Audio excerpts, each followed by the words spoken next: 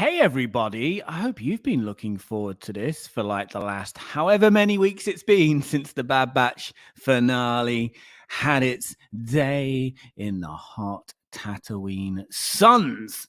But anyway, we're here finally. Better late than never to talk about it. I have now seen it. I've seen it twice now. I did rewatch it for the purpose of this stream. Apologies that it's taken so long.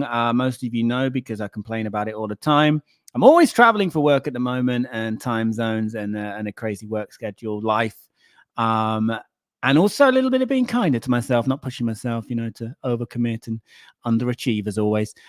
So yeah, just putting some things on the back burner, but there really has not been time recently until now. There is time, and I'm looking forward to chat batching with you all again one more time. We have at least 2 guests joining us, maybe 3 in total. One is AWOL right now, but he may show up. 2 of them are here. Who's in the chat, though, first, before I bring them in? Let's do a few hellos. Hello there's, of course. Mr. Matthew Stokes is here, and yes, suddenly a random finale review appears. Pretty random, right? This must be the last one. I am like that straggler, that last person crossing the marathon line, like 5 weeks later, whatever it's been now. But we're here just in time for the next Star Wars series to start. Some guy called Glenn the Geeky Hippie is in the chat as well. Never liked that guy, to be honest. I'm glad he won't be chatting much today. I'm glad he's busy. Clays is here as well. Hope you're doing well, Clays, my man. Leona Power Droid Girl is here. Nobody expects the random finale review. You should. You had a little heads up earlier on the Discord, I think. Thanks to Jane Flakes, actually. Jane cannot join us this evening. She is busy rocking out, but have got her thoughts that my secret guests, please remind me to deliver Jane's thoughts at some point during our chat. I have made a note, but I don't tend to read my notes once I get started. Ross is here as well. Hope you're doing, Ross. Hope you're doing, Ross. Bonjour to you. Hope you're doing well, mate. Anders is here as well. Hello there to you. Frederick, hope you're doing good. Frederick says, missed all of your previous Bad Batch season 3 episode reviews because it conflicts with my meetings, but somehow this finale, this very late finale review has worked for you with your schedule. So glad you've caught us, Frederick, and I hope you're doing well. David's here as well. Hope you're doing well, David. And look at this, Jones Capone, the man himself, is in the house. It has been a long time. I don't think you've been here, Chad. No, Jones. Chad is coming on in a minute. And he's in the chat. I don't think you've been here, have you, Jones? We have been here. Where have you been? Anyway, I hope all is good with you and the family. Jones actually hasn't caught up on Bad Batch yet, so we'll have to run to avoid spoilers, but good to at least say hello. All right, everyone, let's bring in the guests. Hey, I was only joking, Glenn. I love you, really. How are you doing? I love you too, man. I'm doing great. How you doing? Very good. All the better for seeing you. Always good. Always good to see you. And your hair's starting to grow out. Yeah, I'm doing it. I'm going to catch you up eventually. All right? Good to hear. Bear with me. And we've also got this guy. Chad, how are you doing? Doing good as always. Thank you for having me. No, thank you for being here. You have been a regular on all of the chat batch streams that we've done this season and the last season too. So this is not the first time that you guys also have been on this channel together. You were both here for the finale at the end of season 2, right? If I remember correctly. So. Yeah, and you two have actually done something that I have not done with either of you two. You two have actually met in the so-called real world, and this, I would like to point out, is a meeting that was born from this YouTube channel as well. Yeah, it was. Absolutely. Yeah, we're both. I have one. It's probably really hard to see. Well, we're both from Michigan, the Mitten State. So I'm here, and he's like here, right by the thumb. But in the US, that could still be what, like a 2-day drive or something? How far away is it? 3-4 hour drive. Oh, okay. That's breakfast. 2 or 3 hours. Yeah? Not terrible. Yeah. Yeah, that's a breakfast drive in the US. I think here that would be like, I'm planning the whole day around this. Maybe even having to stop off somewhere halfway, for a little siesta. I think Michigan is pretty comparable in area, in square foot mileage. great. It's really close size wise. I missed out. Jorge's here. Sorry, I missed you out earlier, Jorge. I hope you're doing good, Mr. Castro. Always good to see you, man. So before we get into what we're gonna get into, Chad, we've heard a lot about you throughout this season, but one more time, tell us about the podcast, and also now that Bad Batch is over, what can we expect from Star Wars Lunch Special, your podcast? In the coming days, weeks, months, years? Have you got a plan? Absolutely. So, Star Wars Lunch Special is the only Star Wars podcast designed to be listened to during your lunch break. Of course, you're welcome to listen to us at any time, be it breakfast, second breakfast, 11C's lunch, second lunch, dinner, supper, midnight snack, or just as a way to lull yourself off to sleep. We try to keep it 30 minutes or less. It's just me, sometimes an occasional guest, but most of the time it's just me talking about my thoughts and immediate reactions on the latest episode. We're going to be restarting that soon with The Acolyte. Nice. Wow, so you are going to be covering the Acolytes. You're going to do it on a weekly episode by, well, we've got a double opener. There's a cat there. Yeah, sorry. My cat has randomly come up. Ah, that's a cute cat. Wow, Does the cat realize that she or he is now achieving YouTube fame? We've got 12 people watching right now. Yes. These things always go viral, so I'm just helping you out. Yeah, thanks, mate. Good stuff for the algorithm. Thank you. Okay, so I have linked to the podcast. So if people want to catch up with your private, not private, but like you on your own with a little bit more breathing space. My uncensored, unfiltered, immediate reactions. Yes. Good or bad. So if they want to hear you talk a bit more about the finale of Bad Batch, that's already up there. And obviously all the episodes of Bad Batch you covered as well. And yeah, that's linked to in the video description. Glenn, now you got greedy. I've got 2 YouTube channel links in the video description for you. Tell us about your channels. The first one I do is What the Adaptation. We review adaptations, typically book to screen. We just are about done with our coverage of a British classic. We're doing Pride and Prejudice, way outside of our science fiction and fantasy genre that we usually do.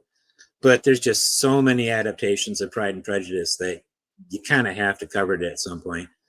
Coming soon on there, we're going to be doing the live action version of Avatar: The Last Airbender. My other channel is Non-Terrestrial Half-Life. It's me and a buddy who's close to my age. I'm 50. We're rereading books that we first read in the first half of our life and seeing if they hold up and how we feel about them, 25 years later. So. Okay, cool. And it's an eclectic mix you've got there between your 2 channels and within the channels as well. Chad's been a guest, right? Yeah, we had Chad on a few months ago on Non-Terrestrial Half-Life. We were talking Flowers for Algernon by Daniel Keyes. If you've never read Flowers for Algernon, I highly, highly recommend it. Just keep a box of tissues handy. All right. Well, okay. Yeah. Well, another guest you've had on your channel has arrived as a guest for this channel, for this stream. I promise we are going to get into the Bad Batch finale in a moment, but better late than never, this finale stream, also the arrival of Pieter. And my camera is working, although it's always the same. Okay, I'm going to remove you for a moment, let you fix your camera. The sound's quite bad as well, so I'll give you a moment to get your stuff together, and we'll bring you back in when you're ready. All right, so we'll get Peter's thoughts on everything that we're about to discuss, but we are about to discuss the Bad Batch finale. I will still say, spoiler alert, but I feel like by now everybody apart from Jones Capone has probably seen it. Quick hello to Gaz Nottingham and also David Milano as well. So, before we get into the finale, we didn't cover the episodes, 2 episodes leading into it, maybe 3, I can't remember now. Just briefly, how were those for you as really build-up episodes to that finale? Glenn? I really enjoyed them. I had a lot of fun watching them. I had a lot of fun rewatching them. I've rewatched them twice since last night. And other than a minor little quibble with one of the episodes, something just didn't seem realistic. And I know how silly that sounds with Star Wars, but I have a hard time believing there wasn't better air traffic control or space traffic control around Coruscant when they were trying to get on with the shuttle, the science vessel. I had issues with that, so I scored it a little bit lower because of that. But those 3 episodes were pretty good. Other than that, okay. If you, I mean, I'm not going to put you on the spot to sort of rate them individually. You can if you want. I'm not going to, by the way. But you can rate them individually out of 10, or you can give an overall out of 10 for the 3. You don't have to give any scores. I'd give Juggernaut, which is 5/12. I'd give that an 8.5. Mm-hmm. Into the Breach is one I had quibble with, and that I give a 7. And Flash Strike I give a 9 out of 10. So okay, Chad. I think I gave them all an 8.5. I kind of watched them in a row. I thought that they were on their own kind of useless episodes. They were like, we're just leading up to things the whole time. There wasn't a story arc at all, really, which is fine. But I thought, like, as an individual episode, I don't even know how to rate it because it's just there to bridge gaps and set things up. I had issues with a lot of some of the logic this season. So yes, the ship landing, but then honestly, like in the how she's in prison, but she can still go up through these vents, even though she had to walk through like 10 layers of hell to even get into that room. And then once they're in the room, like there's maybe one person watching them. You gave her sister complete control over everything for no real reason. Like just there was a lot of convenience in things, and that bugs me, but the story overall still worked for me. Star Wars is filled with convenience. So like it didn't bug me that much. But it's the will of the Force. Not yes. convenient, it's the will of the Force. Yes. Star Wars is filled with the will of the Force. So that bugged me, but I mean, it was whatever. I overall, I think I rated them all an 8.5 or something because I liked what it was building to, but as individual episodes, I mean, they did the job. I liked them. I didn't love them. Yeah, I'm with you. I'm with you on that. I think they did do their job. They were solid episodes for providing that bridge to the finale. If I'm to rate the bridge, easy way out, I'd give it the bridge a 7. It was a solid bridge. I felt safe on that bridge, and it got me there to that finale, which we're now going to talk about. Okay, so we'll talk about the finale. I'll start with Chad this time, and in the meantime, I'm going to try and bring Pieter in because I think he's ready. So, Chad, you got to the finale. You crossed that bridge from those 3 episodes we just talked about. Starting off generally, because I know how much this series means to you. You're a big Star Wars fan, but you're a big Star Wars fan in general, but you love animated Star Wars too, and you have said yourself in the past that a lot of animated Star Wars is the best Star Wars for you. So I know how important this series has been, not just this season. Did the finale deliver for you? So after those 3 episodes and just kind of the things that we've been setting up this season overall, I thought that I didn't have the highest of expectations coming into the finale. What happens a lot is that Filoni doesn't know how to end something. He just knows how to keep it going and setting up for the next thing. I've never seen the man write an ending in my life. I've never seen one. I would love to, but I don't think he can. So I was like, his name's all over the show. He's helped with the show. I expect it to be where really in the end, it just ends with them fading out with the Bad Batch accomplished this one mission. And now they can come back for the next show for Project Necromancer, the animated series. And so thankfully though, they didn't do that. First of all, I liked that they brought back the characters that were the troopers that were like in the. He loves things in masks. He always puts characters in masks to seem more epic. So the troopers that were in the masks and like they were the elite squad or whatever. Mm-hmm. I like that we brought them back because sometimes Filoni will like introduce things and then never develop them. Like in Ahsoka, we had these characters like explode into red dust or something. No idea what they were. I never came back. Maybe they were cool. I don't know. It's just him thinking this is the coolest thing I could ever do as a 12-year-old. So he's doing it now, and I respect it, but I want a little more. I thought we got more here. I thought we got a lot. They actually came back and kind of explained it. They played a part in it. And then at the end, when we actually go forward, like, I'd say, I don't know how long it was, a decade to 20 years, however long it is. We actually got some resolve the second there. ending. Yeah. Yes, the second ending. We actually got resolve. And we still could be setting up for things, but the Bad Batch actually had an ending. And that's the first Star Wars cartoon and show that I'm aware of that had an ending. Clone This Wars right doesn't. Here. Yeah, Bad Batch. I liked that. See, and that to me was fine, but I thought it was a cheap way out because they were just going to then bring them back into the next thing the first second they had. Whereas I liked that they actually went forward and kind of showed that they're done. Like the Bad Batch didn't continue. They didn't take off the next month for the sake of convenience for the world of Star Wars. They actually quit because not everyone who's in the military and fights wars wants to keep doing it forever. Not everyone's that way, and that's like, okay, not everyone's a General Patton in America. That's a thing.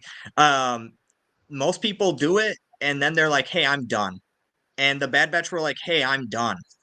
But she then grew up and was like, I need to still fight because I still can. And they were like, yeah, you go do that, but we're going to stay here. And I loved that. We actually kind of dealt with how things really work. Yes, Power Droid Girl, you said it. Yes, I thought it was very real with that. And I really dug it. So I enjoyed an actual ending. And what so if we didn't? Sorry, Chad. What if we didn't get that second ending? I would Would that have changed your feelings? Yeah, your rating, absolutely. even? I would have rated it lower. I would have said it was great. I just can't wait to see what they do next month when the Bad Batch returns for Project Necromancer, the series. Because, like, until something is bled dry, Filoni doesn't love it. And so, but this show let them be done. They could still come back, but you could actually watch this show from start to finish and not have to move on, and you got your resolution. Like, that's the only Star Wars show that's done that. Clone Wars ends on a cliffhanger. A character turns rogue. Ahsoka finds stuff, says, I'm going to go find him. Rebels ends on, wait for it, a cliffhanger. Ahsoka says, oh, we got to go find him. It's always, we have to start this next journey and set up another plot for something else. And I just enjoyed seeing something that could be a standalone. That's good. I agree with that. I like the idea of the batch, the majority of them anyway, living happy lives now, free of war. And I don't know if the word's problem, I don't know if that's fair to use, because many people enjoy this, and there's times where I've definitely enjoyed it too. But Star Wars has got a problem maybe with letting characters go. And with that first ending, it seemed like, as you said, it was following that theme. But the second ending has more or less closed the book on the Bad Batch. I mean, I think we're going to see Omega again. We'll talk more about that in a moment. But Glenn, I'll come to you in a moment. First, because Peter has now joined us. Let's check his microphone works. Peter, how are you? You okay? Yeah. Let's see if I'm okay. You can hear me. Yeah, whether you're okay or not, we'll never get to the bottom of that. But at least technically, your microphone is okay, and camera, we can see you. Good to see you again, Peter. So I asked Chad just for his general thoughts on the finale, posing the hard-hitting question of, did the finale to the Bad Batch as a series deliver? Did it deliver for you, Peter? Yeah, it did deliver. I'm only somewhat questioning Chad's point of view that this will be an ending. There is room for more. And I fear that sooner or later, somebody will take that room. Because I agree completely with Chad. This is a good, complete series. It is finished. Yes, we will have something with Omega. I was wondering will we have a live thing coming up there? So, but in itself, complete in agreement with Chad. Please don't do it, but that's what I'm expecting. I'm not expecting a season 4, but I don't think it's the last we've seen of at least Omega in terms of characters. Glenn, what about you? I have to disagree a little bit with Chad. I wanted it to end right here, this shot. When I saw this shot, I was satisfied. I was like, that's the perfect ending for me. Anything more just would have been extra, and entirely focusing on, hey, look what we're trying to tease next. If the scene that came after this kind of almost felt like the post-credit scene on a Marvel movie, teasing another, the next franchise or next part of the franchise.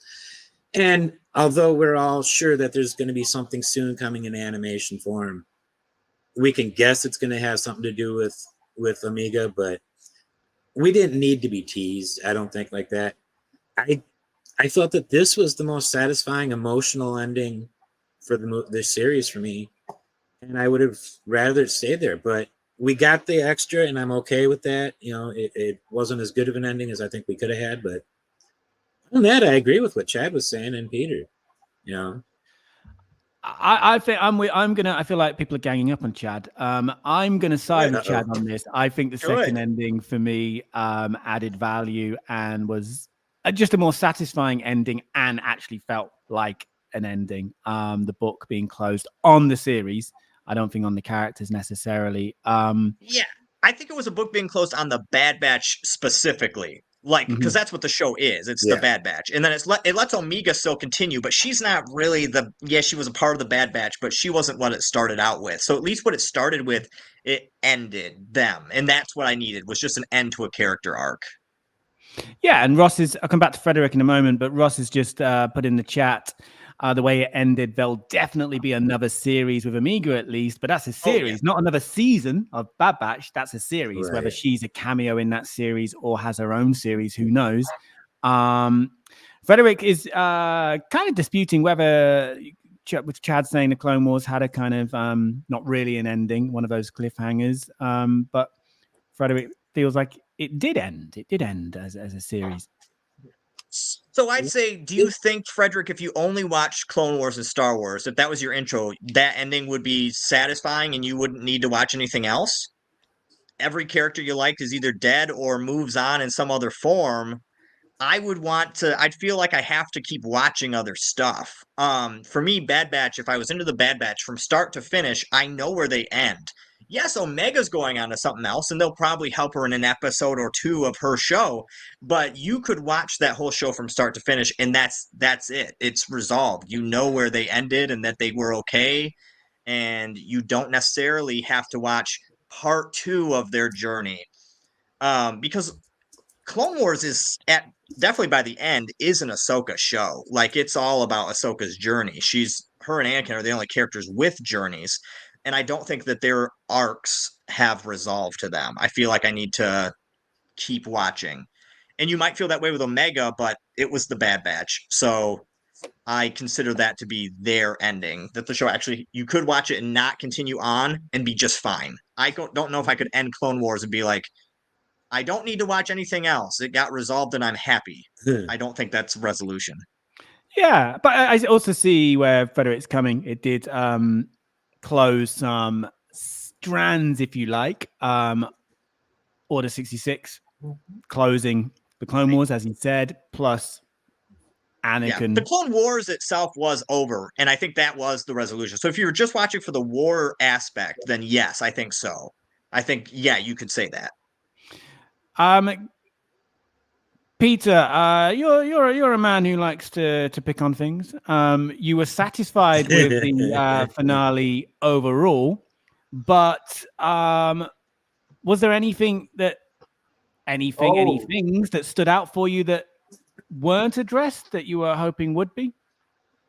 In that sense, is of course tech. I'm a nerd, so I'm pro tech.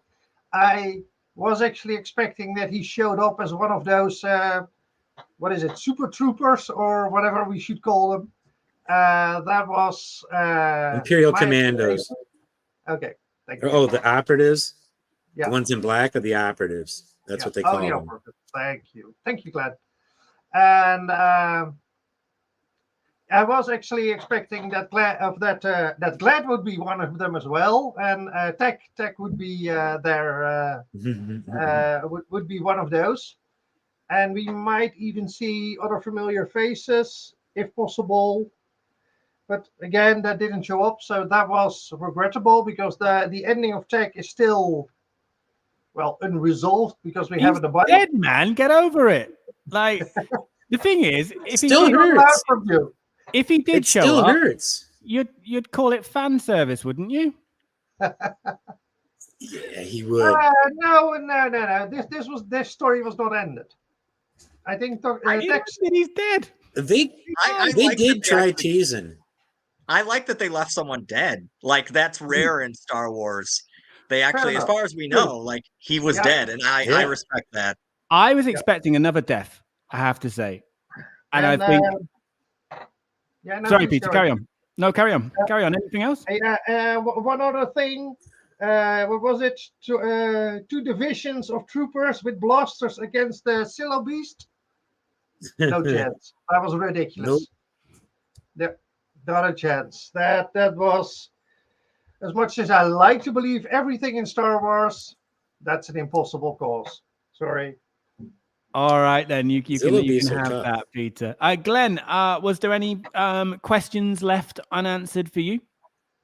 Well, what obviously, we did have questions, like what's going on with Omega, what's she gonna do? And when we were talking about, Omega appearing in something down the road, it popped into my head, what if that's Rogue Squadron? She said they need pilots.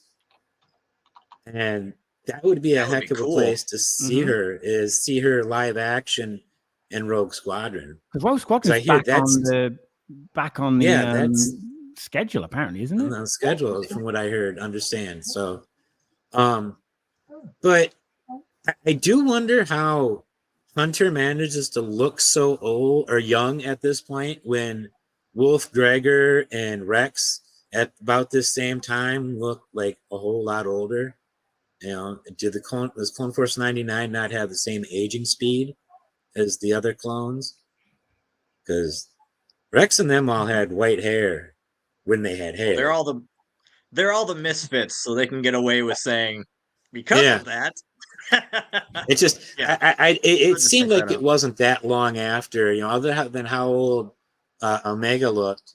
That told me a different number of years past than what Hunter looked like told me. Yeah, because they're supposed to age twice as fast. I guessed 10 years is what I guessed after that. But that would be maybe 5 years before the start of Rebels. Yeah. So maybe that works out. Well, he was in taking care of kids. That makes you old. You must know that. Yeah, I'm just thinking he'd look older. But yeah, he aged very much. Just one of those little quibbles I had. I still really liked the episode. You'll see how much I liked it later. Yeah. I got a question. Did we ever see Dr. Hemlock lose a hand? Because he's got one black glove on. Yeah. And nothing on the other hand. Yeah. But I don't remember him ever being wounded. I have seen it as well. But I wondered if it's the same. It's a good question. But I never seen him losing anything. Okay. It was just a thought. Well spotted. Powder Girl says, I'm happy Amiga went off to join the rebellion and took Gonki with her. I feel the answer as to what happened to the clones after the war was mostly answered. I agree with that. Peter, you'll be happy to hear this from Mr. Matthew Stokes. Tech dead. No one's ever really gone. Of course. Gaz Nottingham says, I liked that we weren't left to wonder if the batch stayed safe. It showed us the success of the batch and also Hunter. And on that one, Chad, and I listened to your podcast episode on the finale. You touched on something that I was kind of expecting, really, and that was another death with the batch. We now know minus Tech, sorry, Peter, are all alive and well and safe, as Gaz said. I know you were also expecting that as well, with Wrecker perhaps being the most likely candidate. I would have said Crosshair is who I was putting my money on. Yeah, I thought Crosshair would have been the one that they were building up to his death. I think Wrecker would have been the better death because Wrecker, I compared him to to like a Hagrid type character from the Harry Potter series, where as it went, he became increasingly useless, but we still wrote him in because everyone likes him, and we all do. Like I thought Wrecker was great, but Wrecker could have died and it wouldn't have changed anything, but it would have hurt us Totally. more emotionally. Like I think Wrecker's death would have hurt me more than Crosshair because Crosshair was mixed. Like he was good and bad, but Wrecker was the funny guy. It's like killing off Goofy in a Mickey Mouse cartoon, right? Like, okay, yeah, we all love Donald Duck, but Goofy's the one that we would all cry at if he died. See, for me, it would have had to have been Crosshair because we had Crosshair start so disliked, at least by me, and I'm sure many fans really kind of hated Crosshair for a while. And in this past year, this past season, in a season and a half, they've built him back up to a character that we're liking and cheering for. And I think it would have hit that perfect, emotionally devastating, like what happened with the gas and Rebels. I don't want to spoil for anybody who hasn't finished Rebels. It would have been that is devastating. I think seeing Crosshair give his life to save Omega after everything that's gone on before.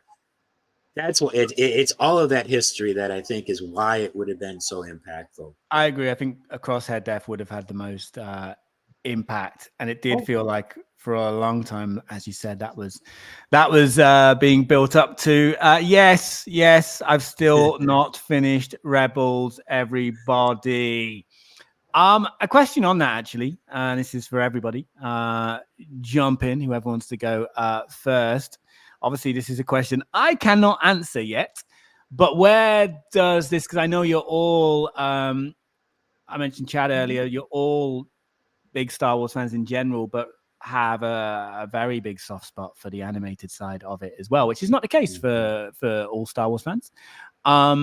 Where does the Bad Batch, now all has been said, all is done, where does it sit? Where does it rank for you among the other Star Wars animated series? And a question as well for the live chat as well. Let us know in the chat. But who wants to go first? Number one amongst the animated. By far. Okay. Why? It's the best storyline. It was the best produced, the best cinematography. I enjoyed the characters more. I mean, we didn't have to put up with annoying Anakin, which, as much as you sometimes love Anakin in the Clone Wars, he's still mostly annoying Anakin. You didn't really have... I didn't really have any problems with this show nearly as often as I did with, stuff with the Clone Wars. But see, I also... And Chad's probably going to agree with this. I would rate it up in the top 5 of all Star Wars properties, not just animated, whether live action, television, or film. It doesn't top Andor. It doesn't top The Last Jedi for me. It's probably 3rd or 4th place out of all of the Star Wars stuff. I absolutely 100% adore this series and think it's the best Star Wars has done in animated, and it really bugs me that I can't get my friend to enjoy the show. He's tried watching it, and he says he's watched like half the first season, and it just doesn't work for him. And I'm like, that's disappointing, but and not everything's for everybody. That's true. High praise, though. The highest of praise there from Glenn. Who wants to jump in next? Not a chance, Glenn. You're of course absolutely wrong. That's obvious. Can't be denied. In all fairness, it has to be significantly better than Andor. That's not even a close match. And where it stands in animated, I think it is second after Clone War. Although I must confess, I like your point on annoying Anakin. I never considered that, but you have a point. You have a very good point there. Okay. Chad, now I know this is going to be, I don't know if this is going to be a difficult one for you because I know how much you love Rebels, which, yes, I have still not. Yeah, I love Rebels, but I think Clone Wars overall is, or no, Clone Wars is my least favorite. Well, not really. I mean, if we're counting all animation, but the three major like serious animated ones, Clone Wars is my least favorite. It is 50% a fantastic show. But you can skip half those episodes and it'll still be a great show. If I have to watch those 4 droids and that weird bug thing in a 4-part series, I will just never watch that again, and I wouldn't wish it on my worst enemy. George Lucas says those are his favorite episodes, which shows you why he doesn't do it anymore. Rebels was awesome. I love that show. That one is really solid, and that could potentially tie, but honestly, visually, Bad Batch looks a lot better than Rebels does. And is not afraid to kill off characters and stuff and to actually resolve itself and not set itself up for more in the future. So, I mean, it still does. We can argue it still does set up for more, but not in a way where I feel I have to keep watching this. So I have to go with Bad Batch as my number 1. Whether it's in my top 5 all Star Wars things is really tough, but I bet it would be. Overall, I bet it would be. I definitely like Andor more. Andor might be my favorite Star Wars thing in general. I think it's probably better than the original films, and people are going to react strongly to that. Pieter. But it copies a lot less than the original films do. The original films are not super original. But I love the show. I see what you did there. Yeah. It's probably my favorite. Yeah, probably my favorite. Yeah, and you touched on earlier as well. If you look at these animated series standalone, this is one that you could give to somebody a bit like The Mandalorian in a way, you know, who's not seen any other Star Wars, and they can dive in and for the most part get what's going on and not have to have seen anything else, read anything else, and have a pretty solid conclusion as well. All right. Well, I think overall some pretty high praise for Bad Batch in general. That wasn't just looking at the finale there. That was looking at it as a series. And yeah, I still got to do Rebels, finish Rebels. But I would definitely be more inclined to go back and binge Bad Batch over Clone Wars. I really would. We should do watch parties. We should watch Rebels with you as a watch party. Not the first time you've said this, Glenn. This is definitely you've I think it would be found fun. many ways to try and get me to finish Rebels. Many suggestions have been made. It's just not happening. I mean, you've seen how I've struggled to keep up, and not from an enjoyment point of view, how I've struggled just logistically at the moment to keep up with Bad Batch. Right. So we'll get there. We will get there. I have got actually. I'm not going to make promises, but I have actually got a sort of long break planned in the new year. So maybe there'll be a chance then. That's a few months away. Yeah. So let's just do a few comments. I'm going to go through some observations. Frederick, I think the biggest question is how Echo is able to fit his mechanical legs inside the trooper armor. That's Frederick nitpicking, not the first person to nitpick. We've had a bit of nitpicking already. Also on Hemlock's gloved hand, Matthew Stokes says that was never explained. As far as Matthew Stokes is concerned, he always had it. Padre Girl Leona says it was satisfying watching both Rampart and Hemlock getting their comeuppance and seeing a thermal detonator actually exploding. And while I'm here, let me pass on Jane Flakes' thoughts before I forget. So this is what Jane said earlier. She's not able to make it tonight. She is having a gentle dance, as she put it, to the beautiful music of black metal band Wolves in the Throne Room. However, she did leave us with some notes. She will be moshing her way through the set of Wolves in the Throne Room right now, but these are her thoughts on Bad Batch finale. I genuinely thought that Wrecker and Crosshair were doomed. I was quite relieved to see them make it safely home. Number 2, I thought that this sets in motion the greater story of the cloning of Palpatine that comes in the later episodes of Mandalorian and then in Rise of Skywalker. Clever move, but I do wonder how much of it was about bringing back the EU books. In which case, when are they bringing Mara Jade back? She continues. My score for the final episode is a justified and satisfactory 12 out of 12. I think by now we all know about Jane's rating system. Seeing old Hunter at the end really made it feel like family, and hearing that Crosshair and Wrecker were still getting into mischief was lovely. When Ventress returned for an episode, I had wondered if she was returning for a greater story, but it seemed like they just needed a Jedi who was not a Jedi and thus had survived the Purge. And I'm still wondering why they did that, because it damaged a truly fabulous book, Dark Disciple. We did talk about that, didn't we, a few weeks ago? However, overall, I love the Bad Batch and the death of Tech. Yes, the death of Tech, Peter, will remain one of the lesser but still important tragedies of Star Wars. She's not done yet. One more. If any of you are near Bristol in the UK, England to be precise, Wolves in the Throne Room are playing at the Fleece.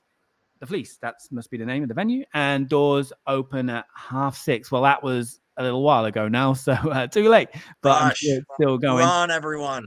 Yeah, I say that's doors opening, so I can't imagine they're on. If they're the main act, they won't be on at 8:15 p.m. They'll maybe around now up until 9 p.m. they could be taking to the stage. Probably. I will be taking my fellow Sith and stepdaughter, but we'll be leaving lightsabers at home. So we hope you have a great night, Jane, when you're watching this in the future, reflecting on what I'm sure was a great night. And thank you as well for your contributions throughout this series. So Frederick says, same Chad, Andor and Rogue One are one of my top faves. Mr. Matthew Stokes, Bad Batch, I think, was written to arrive at a specific place. Clone Wars didn't get that benefit until the final season, so more arcs, but more filler. Also, Power Droid Girl was 100% with you, Chad, and I think that's also on Andor. I know Leona is a big Andor fan. Clay's same. Andor for the win? For the win. Yeah. Yes, I've still got it, guys. I've still got it. I'm not past my sell-by date just yet. Good. Yeah, and Gaz Nottingham, looking ahead on the Star Wars timeline, we know that during at the time of Mando Season 3, Project Necromancer is still in play. The Batch delayed the plans of Palpatine, which leads to his ultimate fall in the Rise of Skywalker. Yeah. You missed a good comment from Matthew earlier at let's say 3:10, his second one. Yeah, exactly. Oh, okay, yeah. Yeah, which is on Disney Plus, isn't it? That's on Disney Plus. That's they uploaded Droids, didn't they? And Ewoks and I believe they're both on holiday there. Special. You two might have been a bit harsh on droids, just maybe a tad. I barely remember that show. I remember watching it, but what happened on it, the stories, no, I don't remember any of that. It's a fun little Saturday morning cartoon, but it's not like great. But that's why I loved that Matthew said that. That was hilarious. Did anybody else notice Omega every time she went to use that pick to scratch in the wall, she popped it in her mouth and wet it first? I noticed she did that like 2 or 3 times, and I was like, just a cute little detail that they added in the animation. You know, they didn't have to do that. It served no story purpose. It was just something she does, and they animated that. I'm just like, the attention to detail that this show has is one of my favorite things about it. You know, and that's just a perfect example of it. Peter, you looked troubled for a moment now. I'm always troubled, you know that. But I have 2 points. I agree, by the way, by Glenn, with Glenn, who said the attention to detail. Yeah, absolutely fantastic. That is absolutely true. One thing I wanted to bring up, because I have not heard that, and that's about Crosshair. I fully agree with Chad, what you said earlier on Crosshair. But what remained consistently over the last, let's say at least the last season, is the consistent. He is not trusted anymore until basically at the end. He is not, because even in the Flash Strike, there is still doubt about Crosshair. There is still a moment that it's you. And that happens in the end. It will be all right. And that was a good ending as well for Crosshair. So that was something that's why I looked troubled. We hadn't dealt with that. What had I also? Yeah. Oh, I have not given my notes on 13 and 14. Anybody interested? Yes. Or Go on, then. Go on, then. But then I also, it's scary, but I agree again with Chad. It was an upgoing to the finale. Into the Breach, 7. And Flash Strike, actually 6.5. Because I thought that was more spectacular, but there's a story even less than the first one. And I keep my breath for number 50. The cavalry has arrived, because we have not done numbers there yet. At least. Yeah, are we rating those, Jamie? Yeah, let's do it. I'm frightened now. Because I gave Into the Breach the same score Peter did. That's worrying. The world is Yeah. Very worrying. You should be What's very going on? Okay, so this is open to everybody in the chat as well. The time has come one last time, people, for us here on the Chat Batch to rate a Bad Batch episode. The finale, not just to season 3, but to the series as a whole. So, marks out of 10, let us know what you thought to it based on numbers. So to give some time in the chat, let's start with you guys here. So who's gonna go first? Glenn is still frightened about what just happened, so we'll give Glenn a little bit more time to recover. Chad. All right. I will give this finale a 9.5. A couple episodes in this show did get a 10 from season 2. There was the one where he where Crosshair is like out in the snow with all that stuff. Like that was one of the best episodes of Star Wars or almost any show. Okay. Yes, thank you. That was so good. This had some okay episodes leading up to it. It could have just ended and been subpar and been another setup for something, but it committed. It nailed things. It brought back things that I had bugged. It left someone dead, which never happens. So I will overall give this a 9.5 out of 10. I mean, this is a cartoon show. It doesn't have to be this good. It doesn't have to at all. It can be a kid show. And it is just shockingly good. And you could still watch this with kids. Like, it's not like it's so inappropriate or dark that it's inaccessible. But man, it nailed it for me. And that's a fine line to walk. So 9.5 for me. Pretty good. Pretty good. Okay, Peter.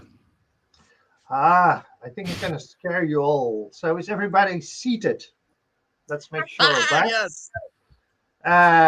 Because I am almost in agreement with Chat. I give it a 9 out of 10. Wow. Wow.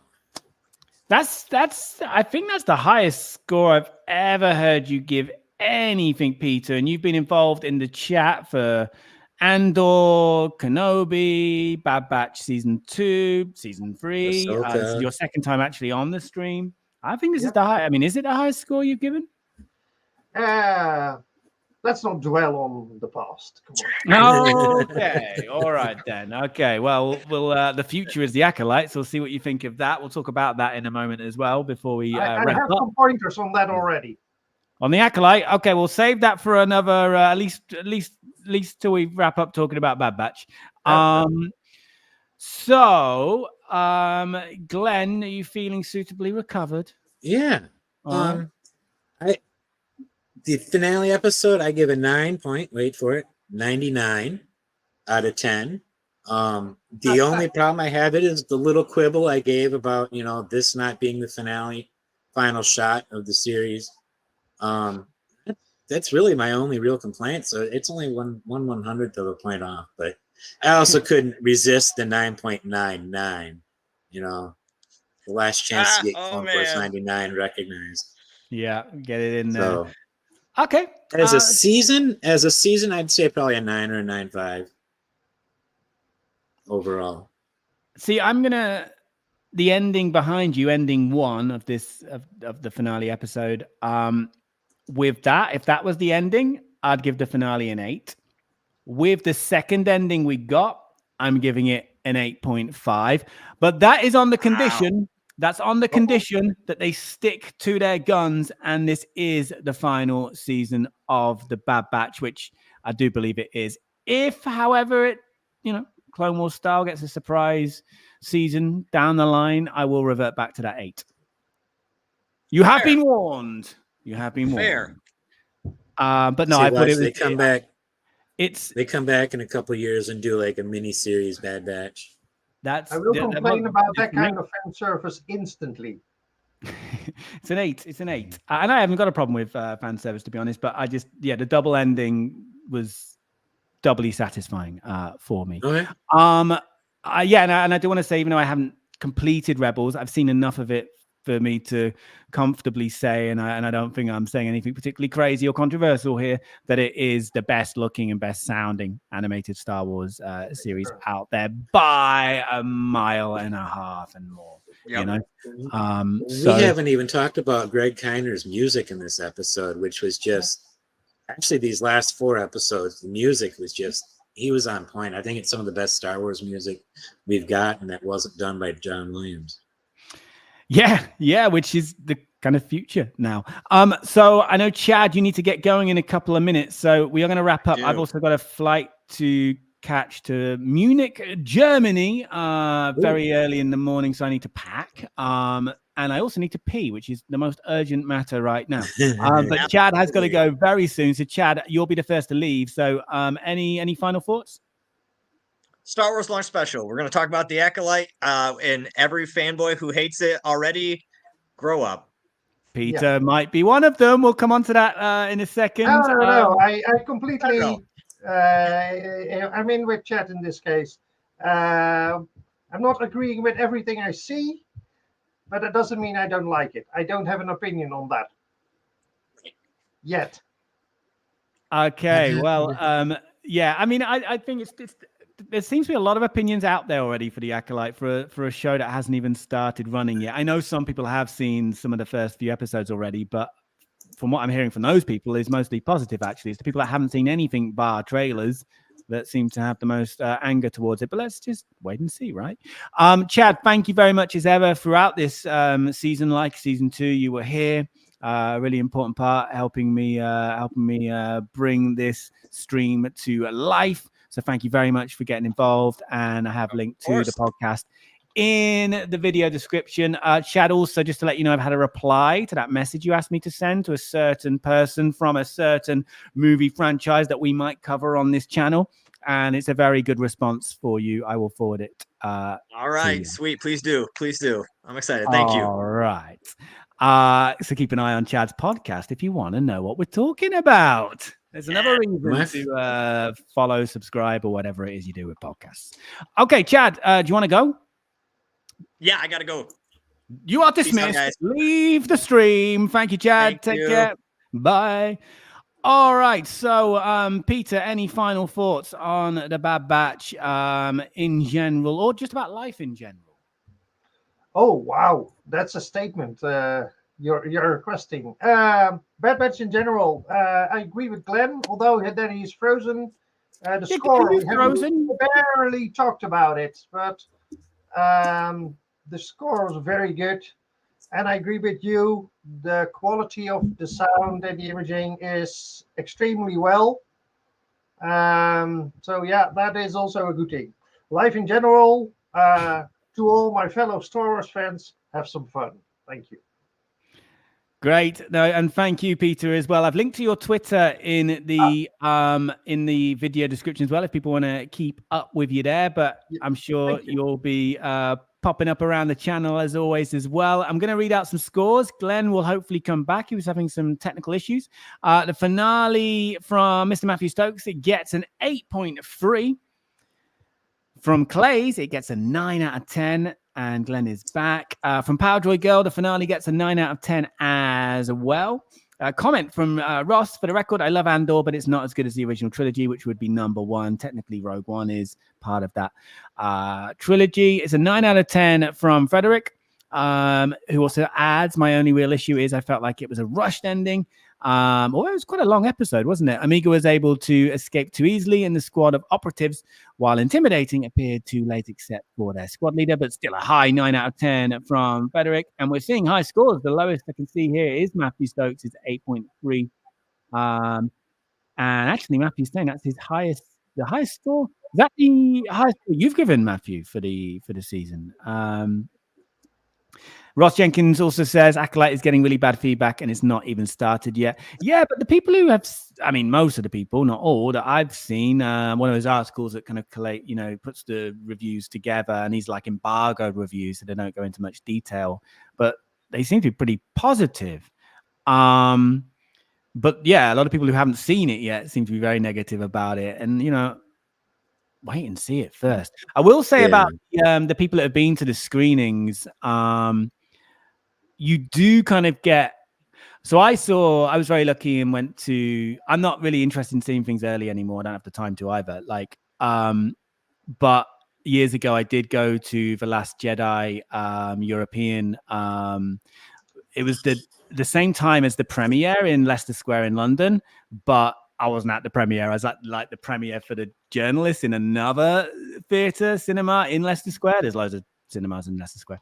And Ryan Johnson came out and did a speech before it started and stuff.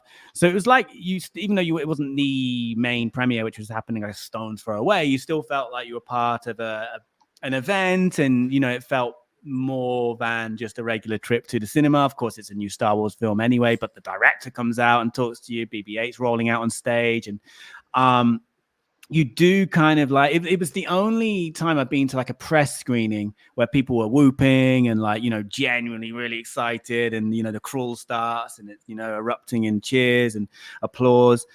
It's the only time I've been to a press screening where it felt like I was at a fan screening, you know? So you do kind of get caught up in that like atmosphere and that, you know, emotion. And I came out of The Last Jedi and like, I was pretty sure I liked it, but I wasn't sure how much of it was the event and really enjoying the atmosphere that kind of contributed to that. So I needed to see the film again in a more sterile, you know, normal atmosphere to really be sure on that. So you can come out of these sort of press fan events, if you like, because a lot of them are fan events that happen for the Acolyte, I think, and maybe get caught up a little bit on the in the moment. So I would take early reviews with a pinch of salt, but from what I'm seeing, it's positive, and that's very reassuring, because I'm going in with a very open mind and very like mid-tier expectations for this, you know. I've got pretty good expectations for it. It's from the get-go when they first announced it. We, you know, got the little bit we heard about it, you know, that it was when it was taking place. Really interests me because I want to see the High Republic on screen when the Jedi were what me and my friends imagined the Jedi were before the prequel movies came out. You know, after just the original trilogy, we had this idea of Jedi being really awesome, and that's not what we saw in the prequels. The Jedi were kind of crappy, you know, in the prequels, and here we're going to see them at their height. So I'm really excited about that. Yeah, and the trailers I've seen have been intriguing. I'm happy with my kind of mid-tier, mid-level expectations, because, like, I don't know, I feel like I'm in a safer place to come out, you know, enjoying it. And I hope to come out enjoying it. I don't go into anything wanting to hate it, which I think is the case with certain people. So yeah, but equally, I'm past the stage of getting super hyped for stuff. But I think that's just getting older, right? I have the impression you're growing up, Jamie. Growing up, yeah, becoming more That's bitter and scary. twisted. I want to read a few more comments before we wrap up. I had a score from Gaz Nottingham, a 9.5 out of 10. Great finale, season and series. Matthew Stokes, average scores for the season. Let me see if I can do this because there's no spaces. Where are the spaces, Mr. Matthew Stokes? Jamie, 7.2. Chad, 8. Gaz, 7.7. Peter, 6.6. Glenn, 8.6. Clay's 8. Jane, really? Jane Flake, 6.9. Oh, but does her system like play with that a little bit? That seems low.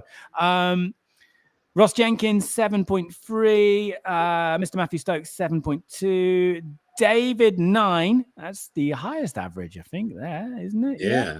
Powdery Girl Leona, I also feel like that's a bit lower, but I do not doubt you, 7.9. I do not doubt you, Mr. Matthew Stokes, because you have delivered reminders of these scores throughout. So thank you very much for doing that. Jorge has left us, I think. Hope you're doing good, Jorge. Thank you for joining us. And yeah, once again, thank you, Matthew, for those scores. Can I copy and paste this? Because I'd love to send these to Chad. I don't know if I can. Anyway, I'm sure Chad will come back and watch the end of the stream, I think. Okay, I think a few more comments. Glenn and Peter, are you okay for time at the moment if I read these final comments? Yeah. Gaz says, I'm excited for the Acolyte, the trailers and interviews all have me intrigued. F the haters. Yeah, the interviews that I've seen, the cast seem lovely. And I got that impression just being around them as well at Celebration backstage. Just seemed really like down to earth and just having fun and genuinely pinching themselves being involved in a Star Wars project. Okay, yeah, so Jane's was the conversion from her Imperial metric scoring system. Ross Jenkins, David only gave a couple of scores. So yeah, you can only play with what you've got available, right? Ross says, I'm the same, Jamie, with the open-minded approach. It's the show I've been looking forward to the most so far. Fingers crossed emoji. 8.5 for the season from Ross as well. Yeah, if you could stick them on Discord, that'd be great. Mr. Matthew Stokes, thank you very much. All right, I think I've caught up with the comments. If there's anything I've missed, copy and paste it. Can I request a comment from Powder Droid Kill as an introduction to the next point we're going to talk about, or series? The 9th. Yeah, exactly. Very good. Jedi hidden yes. Sith. Nice. With a significant pinch of Matrix. And why do I say that? Well, if you only have seen the trailer so far, you see that bar fight, or at least shots of the bar fight. The bar fight was shown before one of the movies I watched lately, and the complete fight is there.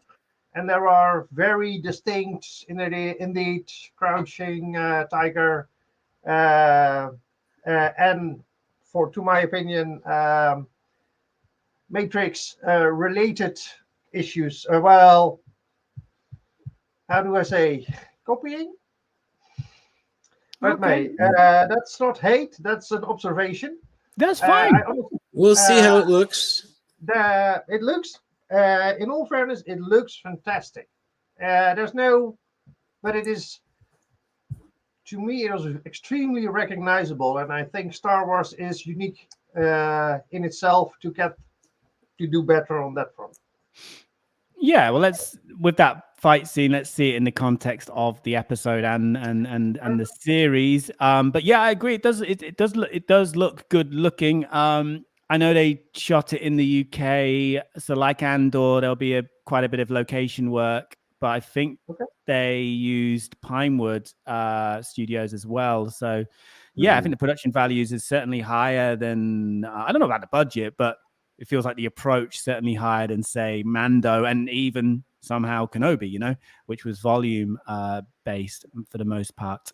Glenn, any final thoughts on this before I pee myself, because I really do need to pee? One thing that I think only the Brits would notice, but the baby that they had in the prison with them, the baby's name was Bairn. They spelled it with a Y instead of Bairn, which is a Northern and Scottish name for a baby or a child. But I just thought it was a little on point that they named the baby Bairn. You know, it's like calling a baby, you know, giving a baby the name baby. I didn't notice. Maybe I'm not British after all. Maybe you're British, Glenn, and I'm not. We need to. I watch a lot of British TV. We'll switch. And I read a lot switch of British passports. books. Switch passports. Okay. Thank you very much, both of you, for taking the time out to do this. And thank you, everybody in the chat as well. So I am heading off to some work in Germany, followed by Italy tomorrow for like a couple of weeks. So I will dive on at some point when I've seen the first 2 episodes of Acolyte, which dropped together June 3rd, right? I will jump on my own probably, and it might be a bit random last minute to talk about those. So hopefully you'll all be able to join as many of you as possible anyway in the chat. But I'm sure as the season goes on, for more settled weeks, we'll talk to you guys again here on the stream. And yeah, so Glenn, final shout out for your YouTube channels, plural, which I have linked to both in the video description. Check them out down there. Non-Terrestrial Half-Life, we reread books from the first half hour of our life and see if they hold up. And What the Adaptation, we review adaptations from one format to another, mostly book to screen. And Peter, I have linked to your Twitter. Is there anything else you'd like to tell people? Yes, I will promote Glenn this time, because I will be a host at a certain channel of Glenn, and we will be discussing one of the books of Ted Williams for those interested. Okay, we'll be doing the whole trilogy by Memory, Sorrow, and Thorn by Tad Williams, starting with the Dragonbone Chair in about 2 weeks. 2 weeks. 2 weeks. And you'll be live in 2 weeks, or you pre-recording? No, we pre-record and then release them on Sundays. Cool. So every third Sunday on that channel. All right, cool. Like I said, they're linked to in the video description. So everybody else, thank you very much. Don't forget to hit that like button and all that kind of stuff, and subscribe to Glenn's channels. And yeah, we'll talk very soon about the Acolyte. Again, I can't give an actual date, but it will happen at some point, and hopefully everything will calm down at one point in life. So I think we're going to start waving, right? I'm going to click end broadcast, and you know what you got to do. Clay's is in there first. And Frederick as well. Don't Thank you forget very to be much, awesome. friend. Great to see you here live. Keep waving, everybody. You got to wave. You got to wave. I can see the waving emojis coming in. I have clicked end broadcast, so you know it's going to end, but